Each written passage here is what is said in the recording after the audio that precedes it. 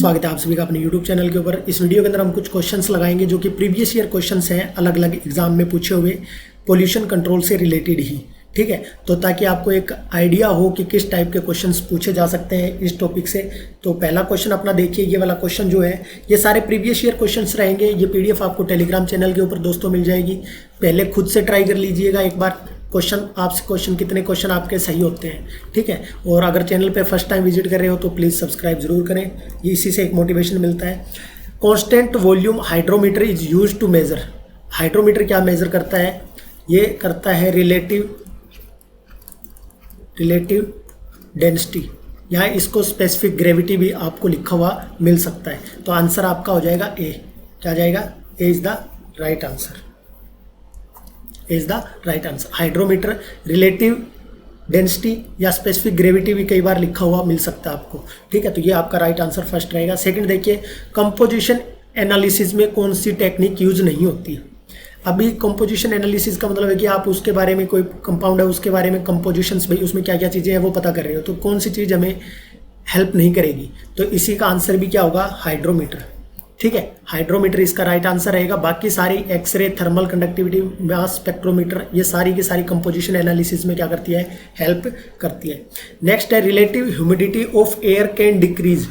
Air के अंदर humidity decrease करिए। सिंपल बेसिक सा क्वेश्चन है, जनरल साइंस के भी आप कर सकते हो कि एयर के अंदर ह्यूमिडिटी डिक्रीज करिए in spite of increase in humidity. If humidity कब डिक्रीज करेगी एयर के अंदर रिलेटिवली? भाई आपको पता है टेम्परेचर बढ़ेगा तो टेम्परेचर इज इंक्रीज। आपने देखा होगा ना, ज़्यादा ह्यूमिडिटी कब होती है? बरसात के मौसम में आपने देखा होगा चिपचिपापन सा। ठीक है, तो आप वैसे भी कर सकते थे। इस क्वेश्चन में ज़्यादा लॉजिक वाला ऐसा कुछ है नहीं कि।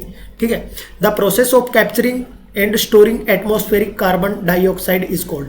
ये बढ़िया क्वेश्चन है कि CO2 को कैप्चर करना इन्वायरमेंट से। अब ग्लोबल वार्मिंग सबको पता है कि टेम्परेचर बढ़ता है, जो रेडिएशंस आती है उसको गैसेज, मीथेन जैसी गैसेज उनको क्या कर लेती है? एब्जॉर्ब कर लेती है CO2 जैसी। कार्बन फुटप्रिंट क्या होता है कि कितना CO2 हम प्रोड्यूस कर रहे हैं, हमारे एक्शन की वजह से कितना प्रोड्यूस हो रहा है। ठीक है, कार्बन क्रेडिट क्या होता है कि कार्बन क्रेडिट का मतलब ये होता है कि किसी कंपनी के पास, जैसे कोई एक कंपनी लगा रखी है, इनके पास एक लिमिट होती है कि आप इतना CO2 प्रोड्यूस कर सकते हो। भाई आपके पास मान लो 1 टन CO2 प्रोड्यूस कर सकते हो, और एक मेरी कंपनी है मान लो छोटी कंपनी, और एक ये मतलब वर्ल्ड वाइड बड़ी कंपनी है। दोनों को लिमिट दी गई है, 1-1 टन CO2 क्या कर सकता है? प्रोड्यूस कर सकता है, मतलब एक गिवन टाइम के अंदर। अब ये तो कर रहा है 5 टन के आसपास प्रोड्यूस, और इससे अपना 1 टन भी प्रोड्यूस नहीं हो पा रहा, मतलब ये 0.5 ही प्रोड्यूस कर पा रहा है। तो इसके पास कुछ ना कुछ लिमिट बची हुई है ना, वो क्रेडिट के तौर पे इसको बेच सकता है। जैसे क्रेडिट होता है हम पहले कोई चीज़ खरीद ले, इसी टाइप से ये इसका मान लो 0.5 टन बचा हुआ है, तो वो जो बड़ी वाली कंपनी है वो इससे खरीद लेगी। ये होता है कार्बन क्रेडिट का मतलब। बहुत शॉर्ट में मैंने आपको बताया कि कार्बन क्रेडिट सिस्टम क्या होता है। और कार्बन सेक्वेस्ट्रेशन आपने देख ही लिया कि कैप्चरिंग और storing carbon dioxide from environment, मतलब कार्बन डाइऑक्साइड से रिलेटेड ही है सारी की सारी चारों टर्म्स। फुटप्रिंट कितना प्रोड्यूस करें, कार्बन क्रेडिट, भाई आपको जो लिमिट दी गई है क्या आप उससे ज़्यादा कर रहे हो तो किसी दूसरे से उधार ले लो वो क्रेडिट। ठीक है, और ये निकालना हो गया। ग्लोबल वार्मिंग आपको पता है टेम्परेचर इंक्रीज करता है, सारे जानते हो आप। Using the plant to clean the contaminated environment, इसको बोलते हैं फाइटो रेमिडिएशन। ये भी इंपॉर्टेंट टर्म है कि प्लांट की हेल्प से हम इन्वायरमेंट जो अपना प्रदूषित है उसको सही क्लीन अप करने के लिए जो टेक्निक या जो टर्म यूज करते हैं उसको क्या बोलते हैं? Phyto remediation.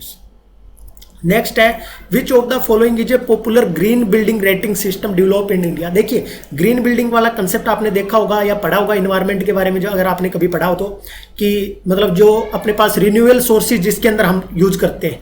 ठीक है, तो इसका आंसर ये रहेगा गिरा। इसकी फुल फॉर्म मैंने यहाँ लिख दिया, green rating integrated habitat assessment. और LEED का क्या होता है? Leadership in energy and environment design. ये दोनों आपको क्या रखनी है? याद रखनी है। ठीक है, इसका राइट आंसर क्या रहेगा? ये वाला। ये क्वेश्चन आए हुए हैं एग्जाम के अंदर, ऐसे नहीं रैंडम उठाए हुए। ये पोल्यूशन कंट्रोल अलग अलग जो एग्जाम होते हैं वहीं से ये क्वेश्चन, ऐसा नहीं है कि कोई भी क्वेश्चन आपको करवा रहे हैं। जो क्वेश्चन आए हुए हैं प्रीवियस ईयर एग्जाम में वही है।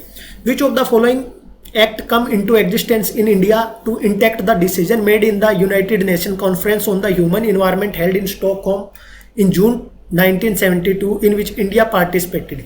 इसका राइट आंसर आपका रहेगा the air pollution control act 1981, 1974 इनके सन भी याद कर लेना। 1974 वाटर के लिए था, फॉरेस्ट के लिए 1980 था, इन्वायरमेंट वाला 1986 था।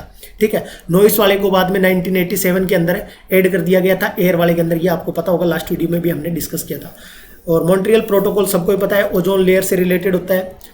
अब ये कहता है कि rate of deoxygenation is more than the rate of reaerations. Reaerations का मतलब अब उसमें ऑक्सीजन की भाई वो दोबारा मतलब उसकी कमी पूरी हो रही हो, और डीऑक्सीजेशन का मतलब तुम समझती हो ऑक्सीजन की कमी हो रही है, तो इसकी रेट ज़्यादा होगी। तो सिंपल सी बात है कि जो डीओ का मतलब होता है डिजोल्ड ऑक्सीजन, कि पानी के अंदर या जो डिजोल्ड ऑक्सीजन है उसका अमाउंट क्या करेगा, डिजोल्ड ऑक्सीजन है वो क्या होगा, कम होगा ना। तो यही लिखा कि डिजोल्ड ऑक्सीजन डेफिशिएंट इंक्रीज, उसकी कमी इंक्रीज होगी। क्वेश्चन की स्टेटमेंट देखने वाली है, मतलब जो कंफ्यूज करने वाली बात ये है कि डीऑक्सीजनेशन होगा तो सिंपल सी बात है ऑक्सीजन की कमी होगी, डिजोल्ड ऑक्सीजन की कमी क्या होगी, इंक्रीज होगी, कमी इंक्रीज होगी, ऐसा है ये क्वेश्चन। तो इसका राइट आंसर रहेगा C. Determination of the chemical elements that compose the solid waste. अब ये वाला बढ़िया क्वेश्चन है कि सॉलिड वेस्ट के अंदर जो कंपोज एलिमेंट्स कंपोज होते हैं जो भी, उनको किससे डिटर्मिनेशन करते हैं या उसको क्या बोलते हैं, उसको बोलते हैं अल्टीमेट एनालिसिस। क्या बोलते हैं, अल्टीमेट एनालिसिस। अब ये ऐसे क्वेश्चंस अगर आपने, कई बार क्या होता है कि क्वेश्चंस रिपीट भी हो जाते हैं या आपने थोड़ा सा भी पढ़ रखा हो तो आप ऑप्शन एलिमिनेट कर सकते हो। ठीक है, और मैक्सिमम क्वेश्चन ही लगाने की प्रयास करें लास्ट टाइम पे, क्योंकि आपको पता है कि बहुत सारी चीज़ें हैं पढ़ने को। ठीक है, तो आपका दिन शुभ हो, thank you so much, all the best. और चैनल को आप सब्सक्राइब कर सकते हो एजुकेशनल अपडेट के लिए।